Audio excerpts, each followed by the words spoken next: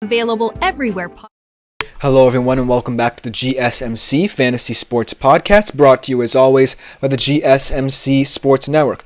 And for our fourth segment of today's show, we're going to kind of continue that betting narrative, carrying it over to some popular prop bets you might want to place on tonight's game. This is going to be very Seattle-Detroit heavy, as I don't necessarily think there are going to be a lot of intriguing prop bets from the Titans-Dolphins game, but I still have two that I think can hit for the Titans at the very least, because they're one of those teams where it's either very difficult or very easy to bet on them, considering the fact that they're so topsy-turvy. But without further ado, let's just jump right into our fourth segment of the day.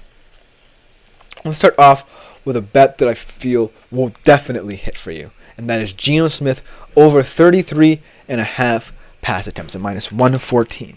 Because like I said, what Seattle has been doing a great job of, no matter the opponent they're facing, is getting the ball out of Geno's hands as quickly as possible. And they know that the offensive line is one of their weaknesses. They know that potentially the run game might not get going early.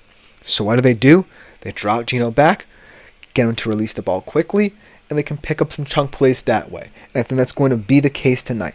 Because, as we all know, while the Lions secondary isn't as scary as people thought it would be, Aiden Hutchinson still is. And he's going to want to take advantage of this weakened Seattle offensive line. They're going to align him all over that defensive line.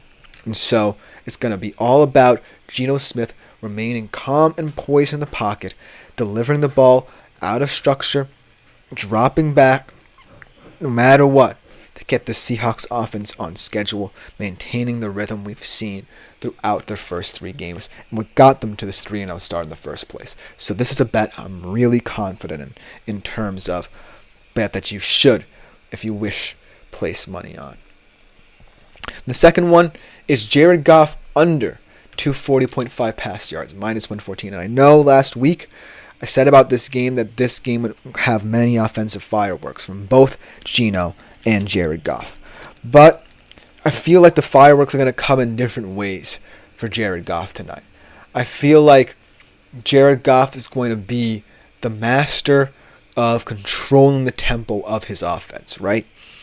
For the first couple 3 weeks, we haven't necessarily been impressed with what Jared Goff brings in terms of a short to intermediate pass game involving Amon-Ra, involving Alexander Porter.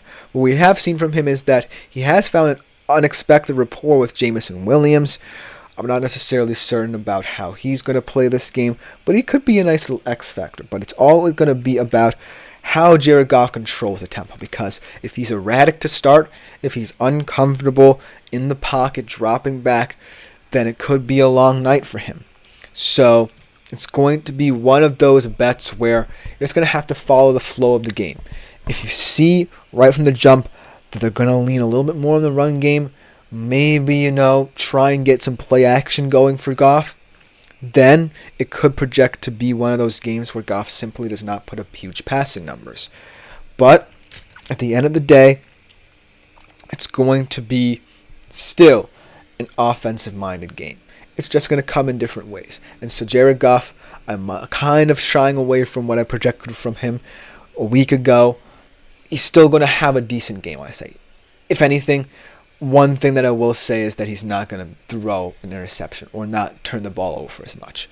If that makes it a little bit more easy to digest, me kind of pivoting from what I said about him last week. But I feel like this bet should be a bit of a safe one. And then Amon-Ra.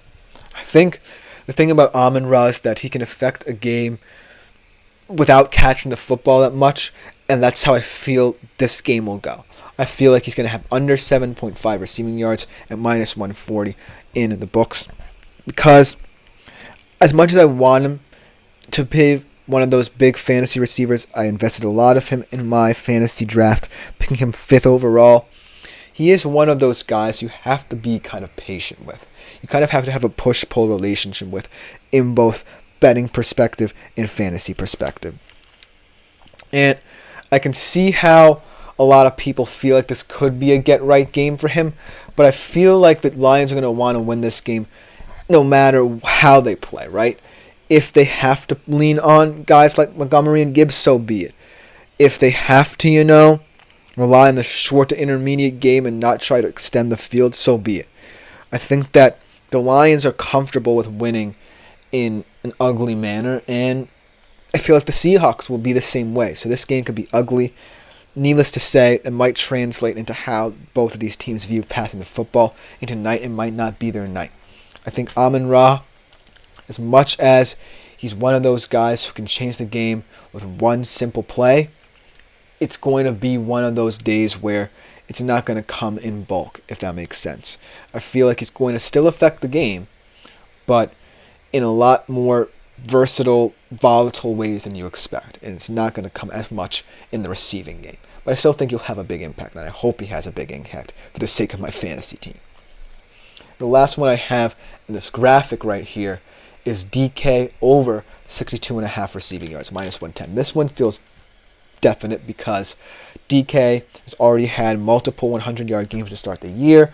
The Seattle receiving room has been one of its bright spots on the offensive side of the ball. What with him, Jigba, and Lockett all contributing at a high level. And it looks like DK is going to be one of those guys who, on one play, can also change the game, much like an Amon-Ra St. Brown, especially on deep throws.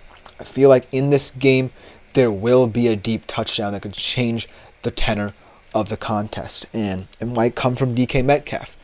I look at the Lions secondary and I say, I'm not necessarily threatened by you. You have a lot of young talent, but the Seattle Seahawks wide receiver room is still one of the most talented in the NFL, and it could be an X factor against your secondary.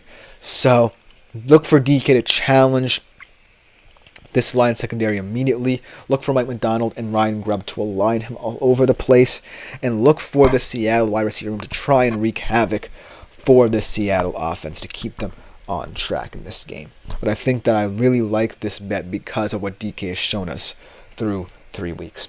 And then, without any graphic to show you, I'm sorry that I couldn't fit as much as I wanted here. Will Levis in the game, Titans-Dolphins, over 193.5 pass yards, minus 120. And a lot of you are going, why are you picking the over on him? He's consistently proven he might not even be worthy to be a QB1 in the NFL. Well, I feel like the reason why I picked this bet is because Will Levis is one of those players who's going to play like himself no matter what. You have to live with all the boneheaded plays he has, but you can't deny the fact that he has a certain moxie about him in this Titans system. And I feel like the Titans are one of those teams that can occasionally have that big play that comes out of nowhere, that kind of might develop into sustained success on the offensive side of the football. We've seen a couple big plays from Levis this season, not necessarily in volume like you want, but this offense certainly has the capability. It has the receivers, like I said, in Calvin Ridley and DeAndre Hopkins. And even Chigo Congo is a nice option as a receiving tight end. They have the running back depth. They have Tony Pollard. They have Tyjae Spears. And it's all a matter of getting them on track. So look for Will Levis to potentially have a better game through the air than you might expect. He might still have the occasional turnover or two in this game, but be wary of the big playability and capabilities of this offense as well. And the last one I want to go over, Tony Pollard, over 14.5 receiving yards at minus 110. This one kind of feels like a necessity for the improvement of the Titans offense as a whole, not just in this game. Because if Tony Pollard's a weapon out of the backfield, not just as a runner but as a receiver, it really kind of will calm down Will Levis and make him more attuned to what this offense is capable of. If he can just reel it in a little bit. Because as much as I love the fact that Will Levis is of the mindset that he can create big plays at any given moment, he needs to reel it in a little bit. That's been his problem. He doesn't necessarily know when to stop in terms of trying to deliver the ball downfield. So he needs a couple plays out of the backfield with his running back to kind of keep him on schedule, keep him calm and poised in this game. So that's why I think Tony Pollard could be an X factor in the receiving game. But let me know what you think in the comments. Coming up for our final segment of today's show, we're going to conclude with a stardom sit-em for both of these games. Guys who I think should start and guys who I think should sit. We'll be right back right after this short break.